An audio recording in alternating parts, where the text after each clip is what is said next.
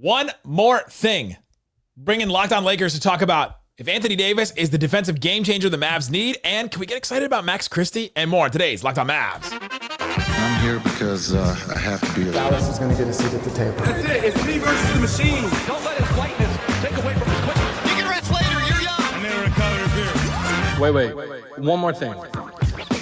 And you are still locked on to the Dallas Mavericks. My name is Nick Angstadt, media member and NBA channel manager of the Locked On Podcast Network, your team every day. Today's episode is brought to you by FanDuel.com. Super Bowl 59 is here, and there's no better way to make every play more exciting than with FanDuel Sportsbook. New customers can bet just $5 and get $200 in bonus bets if your first bet wins. Download the app, head to FanDuel.com to get started. And joining me today from Locked On Lakers, a little happier than we are today, Andy Kamenetzky, Brian Kamenetzky, what you got for me today? Zdravo, Nick.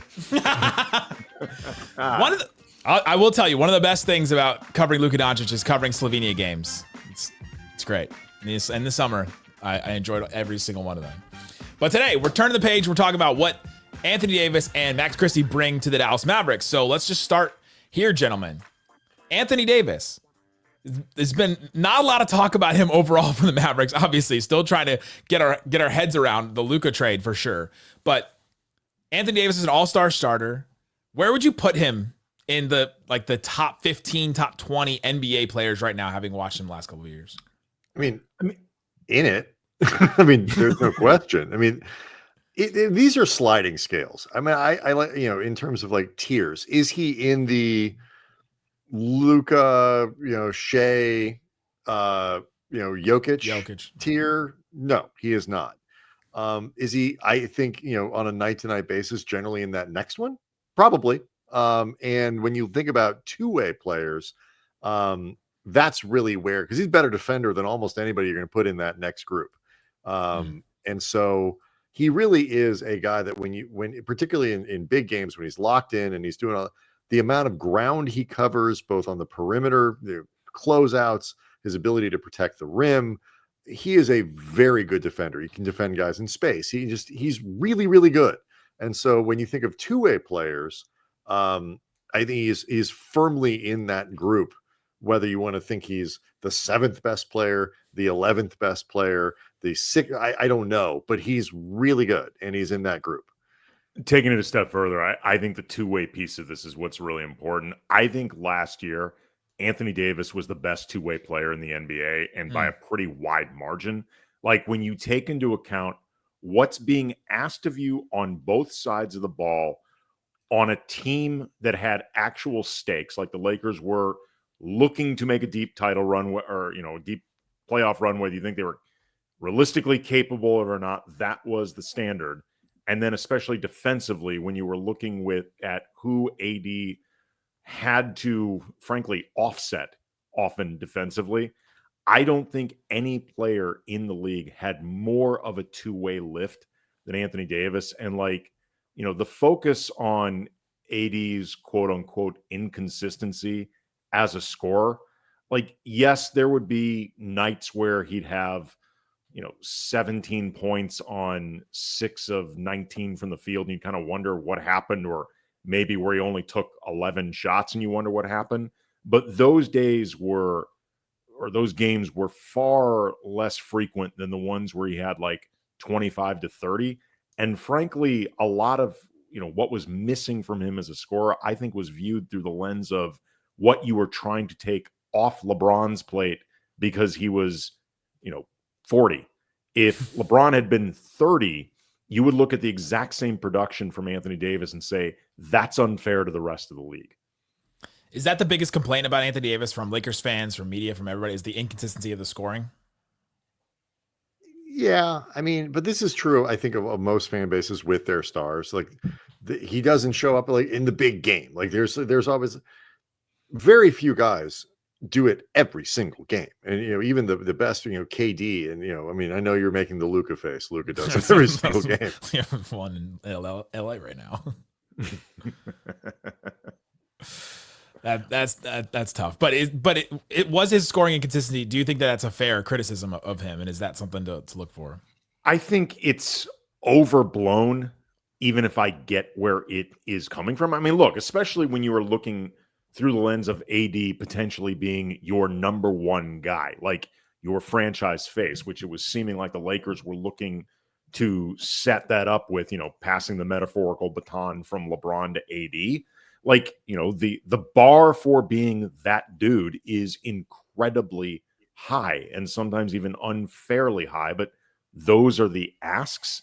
And look, depending on where you consider Kyrie versus AD in Dallas, that could be the same standard for AD with the Mavericks. And also, I think a lot of this is Anthony Davis does not have an alpha personality at all.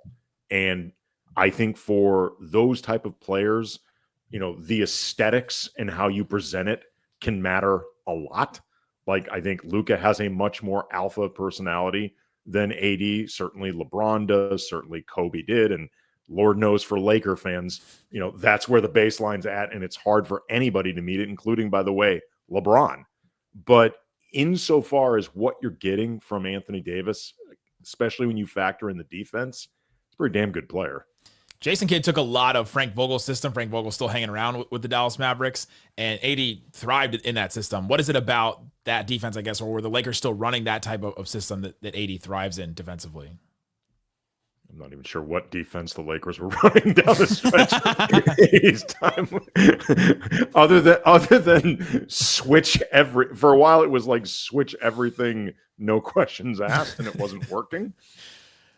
Well, I think what they always do though is, you can do almost anything you want with AD. You can, he is capable of being a guy who is part of his switch heavy, because if he ends up on the perimeter against a guard, he's going to be okay.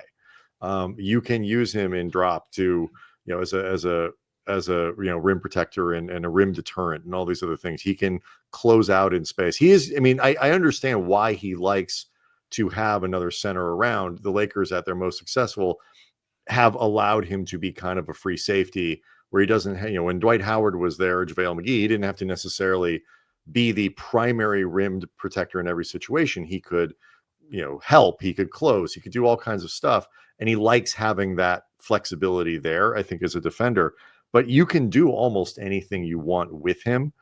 He will really like, when Lively comes back, and with Gafford, he will like playing with those guys. And I think, it will look good. And then, I know we're going to get into Christie here at some point. You're adding in another really good perimeter defender who's come a long way this year. Yeah, AD is going to be really ticked, I think, because, this is, I know there's all the talk, the rejection of Luka by sending him to LA, which is true. But this is a kind of a rebuke of AD too. Like, you know what? You're not our guy. You're not a number one person. He's going to play very motivated for the rest of the year. And when a motivated AD defensively is going to be a scary thing for the rest of the league. That he didn't have that. You talked about him not having the alpha mentality. Is that what was his downfall, I guess, in trying to overtake LeBron? Because it felt like from the outside looking in, we're looking at the Lakers saying, can AD be the number one player and LeBron take that back seat because he is now 40? Is that what happened? I think it's hard to say, in the sense that, LeBron has openly acknowledged that Anthony Davis at this stage of their respective careers, he's the best player on the Lakers, during the last season and a half, but they haven't had a good enough team around them to really test the limits of what Anthony Davis is capable of doing as a number one guy, because this roster was not built for a serious championship run. And to some degree, that's really the fair standard. I mean, other than, I guess, the truly transcendent players. It's interesting. I wanted to ask you about this, Nick, because there's a thought that crossed my mind in terms of like the bets being made on players or not being made on players. Like, Nico Harrison, it's come out a lot that he has this relationship with Anthony Davis that goes back to their time as Nike athletes. And it reminded me and it reminds me of how when the Mavericks traded for Kyrie at, the nadir of his career, Nico bet a lot on that relationship that he also had with Kyrie. And to both of their credit, it's paid off well. And Do you think that there is like an element of relationship betting when it comes to Nico with this? And I guess sort of the inverse, not having that relationship for whatever reason with Luka, because clearly they thought there's a part of Luka we're not reaching. Yeah, yesterday we did a show where we're like, I think the only person in the entire Mavs sphere that is happy about this trade is Nico Harrison. So he has to be making some kind of relationship bet on this to say, I know better. I know what I'm doing here. I could bring in Anthony Davis, bring in Kyrie, and I kind of think he looks at the Celtics and says, I didn't want the one star player that's making $350 million or whatever that Supermax was going to end up being for him. I want to try to get multiple guys like that, bring in Kyrie, Anthony Davis. Maybe they have picks now to make another move or something like that before the deadline. And so, yeah, it does seem like he really is betting on that and really like values his personal relationship with some of these players. And then he can even get a better version of Anthony Davis specifically because of that relationship. But is he going to get a healthier one? That's the big question for Anthony Davis, which we'll continue to ask. But coming up, let's talk about Max Christie a little bit. Let's talk about what he is. I think this is a player that Mavs fans are going to get really excited after they get over the Luka thing, if that ever does happen. They'll get excited about Max Christie in some way. Let's talk about him and more coming up. You don't believe you shouldn't be here. Today's episode of Locked On Mavs brought to you by BetterHelp. Go check out BetterHelp because I'm not going to make any Luka references in this ad, but maybe I should. It's sponsored by BetterHelp. There are some kind of relationship green flags where you hear so much about red flags, but what are the green flags in your relationship with other people? Think about some of those today and start thinking about some of the relationships in your life that give you energy, that help you with that. Therapy can become a green flag in your life to help form relationships, bring that love back to things that you used to love before. Maybe that's basketball. Maybe it's the Dallas Mavericks basketball. Therapy helps you develop boundaries and improve your communication skills, does all kinds of great things. I've been doing therapy. I've used BetterHelp before. I love that you can, it's online therapy, over 30,000 licensed therapists to choose from. If you need to switch therapists, you can do so. No extra cost. Discover your relationship green flags with BetterHelp. Visit BetterHelp.com/LockedOnNBA to get 10% off your first month. That's BetterHelp, HELP.com/LockedOnNBA. Also brought to you by FanDuel. FanDuel Sportsbook has all kinds of props and odds, things that you can use to get in on the action. Put down $5 and you get $200 in bonus bets if you win. Super Bowl is coming. The Chiefs are still 1.5 point favorite. There's all kinds of different bets that you can make. The NBA Finals odds, as I'm looking at it right now, the Mavs dropped to plus 3,500. The Lakers are now plus 1,800, so they flipped there a little bit on the odds. Not surprising there with the big trade. And so go check out FanDuel, see what is available in your area, and then also put down $5 on your first bet, and you can get $200 in bonus bets. Download the app, head to FanDuel.com, official partner of Super Bowl 59. Shut it down! Let's go home! All right, thanks for hanging out with us on Locked On Mavs. So one more thing, bonus show. I'm here with Andy Kamenetzky, Brian Kamenetzky of Locked On Lakers. Great stuff from them all the time. If you are thinking about transitioning from a Mavs fan to a Lakers fan, all the power to you, I guess. But go check out Locked On Lakers. Let's talk about Max Christie, because it feels like anytime we brought up this trade, people have been like, Max Christie, like that's gonna be like a good pickup. Why are people excited about Max Christie, or why should we be excited about Max Christie? Andy, you go here because you were a Max enthusiast before it was fashionable. Absolutely. I have been a resident on Max Christie Island since his rookie year. I've wanted him to play more. He finally got a real opportunity this season. It didn't start out well. He began the season in the rotation after about 5 or 6 games, lost his spot altogether. Then he ended up being put back in it. Then he ended up being put in the starting lineup, and he had only been playing better as it went along. He, I think, is turned into a very good prototype 3-and-D type player, particularly from the corners. His outside shooting has become extremely reliable. There was a great stat that I saw.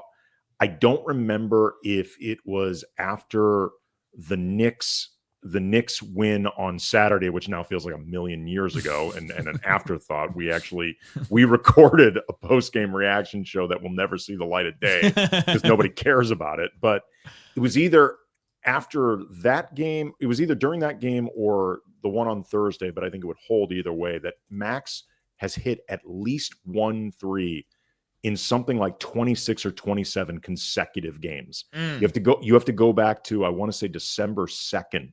define a game where Max did not have at least 27. at least 1 3.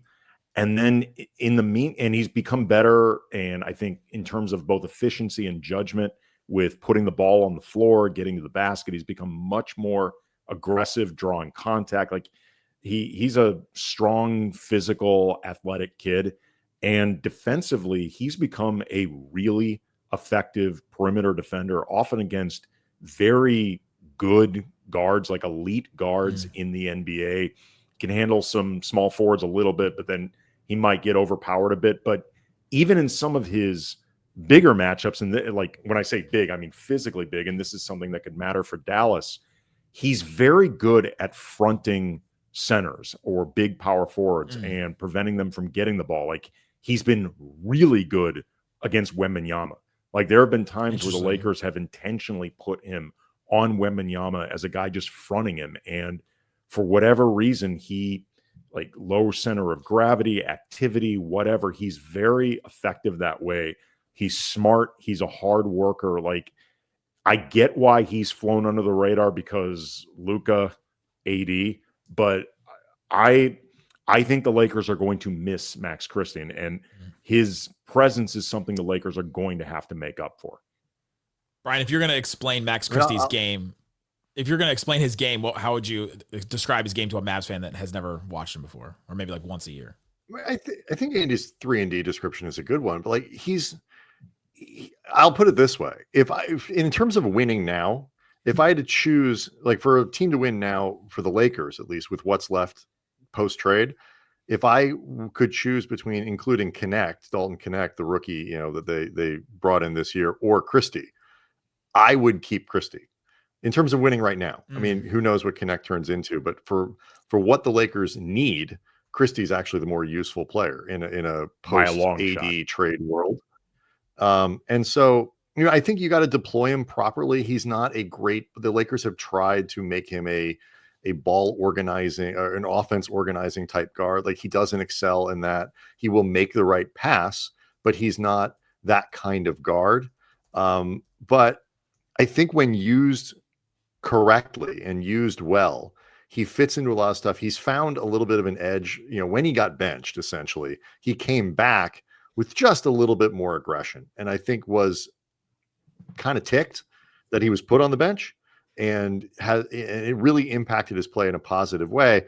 And so he's going to bring that with him to Dallas. And I'd be lying if I said I understood the roster dynamics well enough to know exactly where he fits in the backcourt, what the defense, but like he is a good player, and he's gotten considerably better over the course of this year. And to have him cost controlled for 3 more years at $24 million, I think by the end of this deal, there's a good chance that the Mavs and Mavs fans will be looking at Christie as one of the bigger bargains in the NBA. The Mavs defense is going to be good. AD, when Lively comes back, AD, Lively, Christie, PJ Washington. I mean, the defense is going to be very, very good. It's right, and then you got Kyrie, and they can team. score. Like, I understand the long term. So like the actual team that's left over is still pretty good, and like that's a team that can both defend and score. And so, I mean, Dallas is still a good team. People are sad. I guess my last Anthony Davis question, but with the scoring, I think the Mavs. The take from some of us have been, I don't think the Mavs scoring is going to be good enough to win a title this year. Their defense probably will, but I don't think their scoring is going to be good enough. What does AD bring in that realm, especially in a playoff setting, that you would say, all right, well, actually, maybe they can score well enough with him? I mean, he was the number 2 option on a championship team and the number 2 option on a team that went on a Western Conference Finals run. He is elite around the rim. Like he is elite finishing, whether you're talking about on like pick and roll drives or lobs. The jumper is good. I think not great, but when it's rolling, like he is borderline unguardable. And you can tell sometimes early on when AD is feeling it from like the elbows or a little bit further out. And when that is going, like it always looks good, but like just from a form standpoint, but when it's actually going, guy's difficult. He is very difficult to cover. He's become a better passer over the last couple years. He is a really, really talented offensive player. Again, I think a lot of his perceived offensive shortcomings have a lot to do with the idea of trying to take stuff off LeBron's plate. I mean, he averaged like 25 a game last year, and I think is about He's averaging the 20, same this 26 a game now. I mean, right. I mean, it's pretty you know, good. and there aren't a lot of guys who do that. And, you know, he can't give himself the ball. I mean, I think there is always that thing with bigs, you know, that, you know, we go back to that alpha conversation. It's like, yes, and no, but like they can't give themselves the ball unless you're Nikola Jokic would disagree. and the offense runs through you, or you're Luka Doncic. But like, so, but at a legitimate sort of 7 foot, like that's not the norm. And so, I mean, again, you know, Washington can score a little bit. Kyrie's obviously a transcendent scorer when he's right, and you know, Christie can give you 10, 11. Like, you know, there are guys, it seems from our perspective at least, that can put the ball in the basket. So I don't know. I mean, I don't know if you're going to be the, you know, Showtime Lakers, but I mean, that's, or if you would even want to be, I understand. But like, I don't see why the Mavs wouldn't be able to score. I'm not sure you'll be the 2011 Mavericks. Maybe that's a better way of putting it. Or the Cavs this year, or like the Celtics last year. One thing I would say though about AD, which maybe leads to a bit of frustration, like AD is a rule follower, and he is somebody that follows your system. He does the things he's supposed to do. Like a lot of superstars will take liberties in terms of, you know, allowing themselves a few bad shots. Like you will be able to count the amount of bad shots AD takes like on 2 hands for the entire season. Like he really does do that. And sometimes, you know, that's for the better. Sometimes you watch him going, you know what, dude, you can break the rules a little more every now and then. So it becomes incumbent on Kyrie and everyone else to like get him the ball and run the things you're supposed to do, because he is not going to make a fuss over it for better or for worse. That's wild, going from Luka and Kyrie, where there was just like no rules, do whatever you want, and it's all going to work out, to now going to this. Interesting. We'll do another crossover on the Lakers side of things, where I talk about what they're getting with Luka and all that. So go check out that if you're interested. Guys, thanks for listening to Locked on Mavs.